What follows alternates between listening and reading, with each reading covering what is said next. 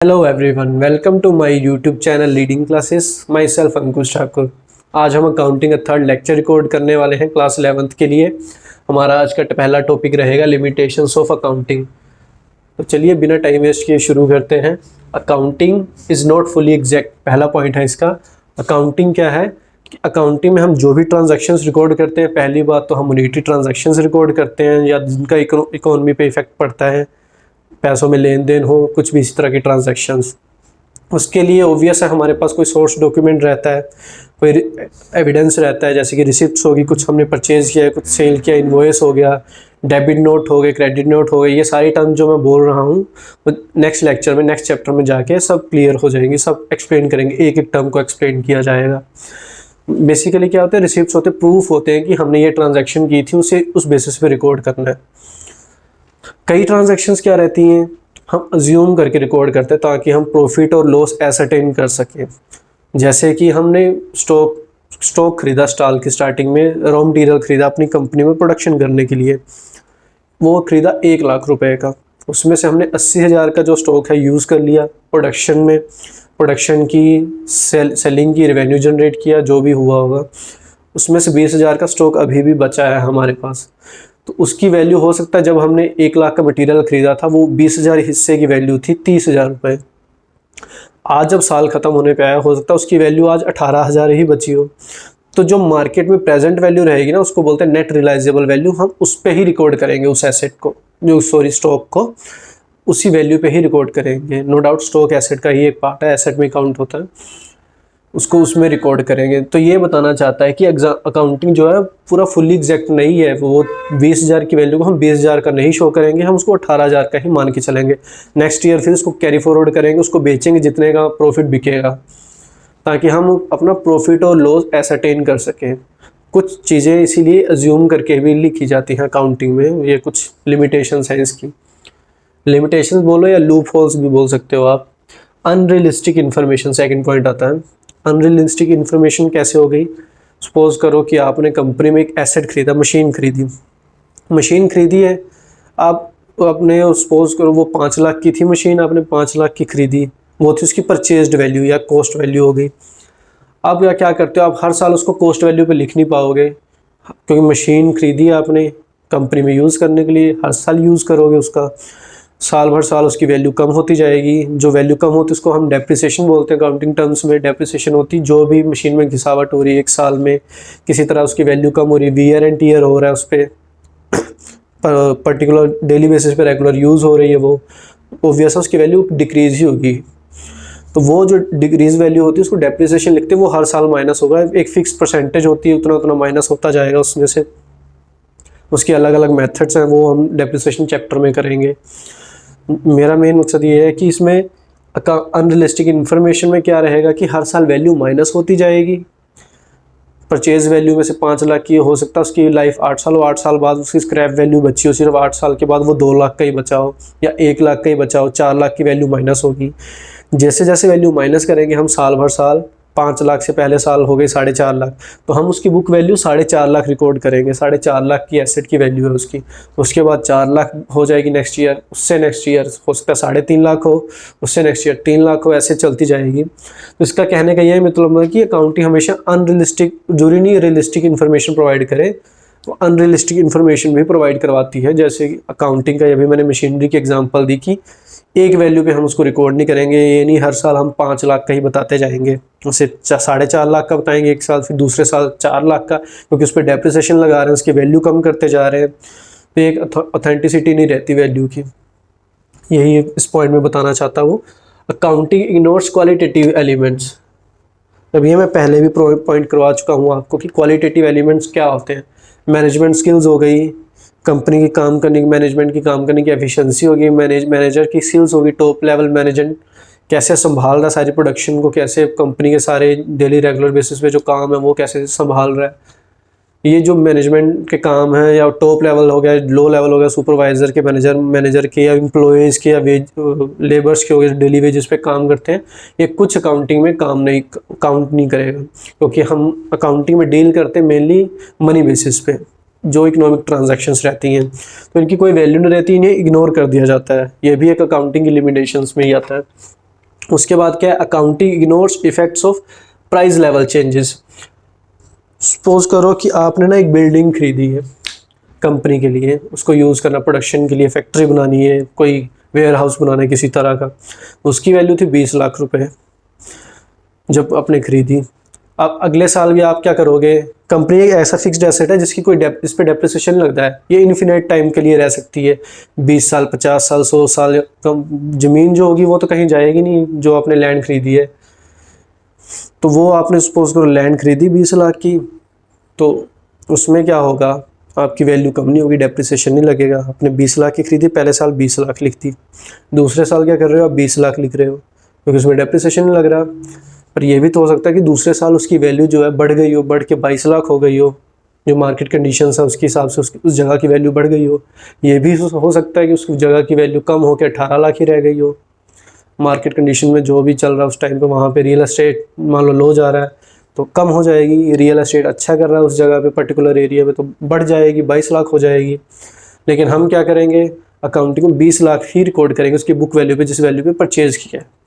तो ये एक फैक्टर इग्नोर कर देता है, सबसे बड़ा प्राइस लेवल जो चेंज होता है टाइम के साथ, वो अकाउंटिंग इग्नोर कर देती है, क्योंकि वो काम करती है, अकाउंटिंग मेनली काम करती है हिस्टोरिकल कॉस्ट कंसेप्ट पे। जो प्रीवियस में आपने जो चीज़ जिस वैल्यू पे खरीदी है उसी को ही लेके चलती है अकाउंटिंग, उसी को ही रिकॉर्ड करेगी। तो ये हिस्टोरिकल कंसेप्ट के पॉइंट को क्लियर करता है ये प्राइस लेवल चेंज जो है।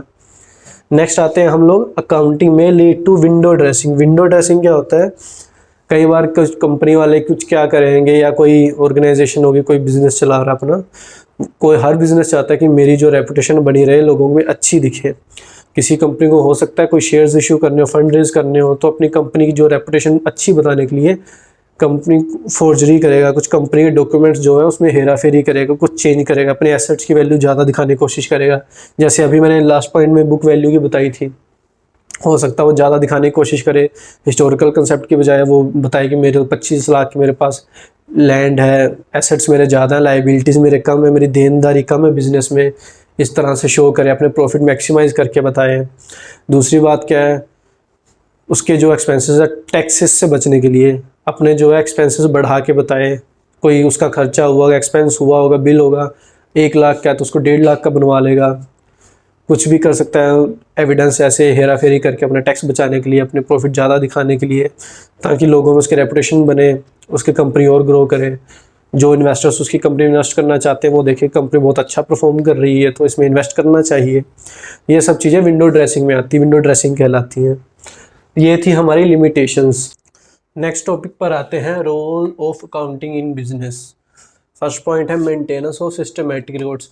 अब ये जितने भी पॉइंट्स हैं ना मैंने लिखे हैं, ये सारे प्रीवियस टॉपिक पे रिपीट कर चुके हैं, फंक्शनिंग में या तो उसके एडवांटेजेस वगैरह में ये रिपीट हो चुके हैं, तो हम इन्हें जल्दी जल्दी से ओवरव्यू दे के मैंने ख़त्म करता जाऊँगा। Maintenance of systematic records, accounting का मेन मकसद क्या है कि सारे एक तो रिकॉर्ड मेंटेन करके रखेगी पूरे साल के, जो मेन इसका मोटिव है। ट्रायल बैलेंस बनाना, लेजर बनाना, जर्नल बनाना, उसका सिस्टमेटिकली रिकॉर्ड करना। पहले जैसे सबसे पहले एंट्री जैसे रिकॉर्ड होती थी जर्नल में, प्राइम बुक थी, उसके बाद लेजर बनते थे, डिफरेंट अकाउंट्स बनते थे, उन सब का टोटल ट्रायल बैलेंस में आता है। फिर वहाँ से फाइनेंशियल स्टेटमेंट्स तैयार की जाती है, इनकम स्टेटमेंट और पोजीशन स्टेटमेंट। इनकम स्टेटमेंट में P&L अकाउंट बनता है, ट्रेडिंग एंड P&L अकाउंट बनता है, पोजीशन स्टेटमेंट में बैलेंस शीट बनती है जो कि फाइनेंशियल स्टेटमेंट्स कहलाती हैं। तो यही maintenance of systematic records accounting records maintain करने में हेल्प करती है। Assistance to management, assistance to management कैसे है ये मैंने लास्ट लेक्चर में बताया था कि मैनेजमेंट को फ्यूचर डिसीजन लेने में हेल्प करती है। कोई कॉस्ट कटिंग करनी हो, कॉस्ट रिडक्शन करनी हो, या कुछ और अपनी कंपनी को ग्रोथ के लिए कुछ पैरामीटर्स चेक करने हो, उसमें भी हेल्पफुल होती है।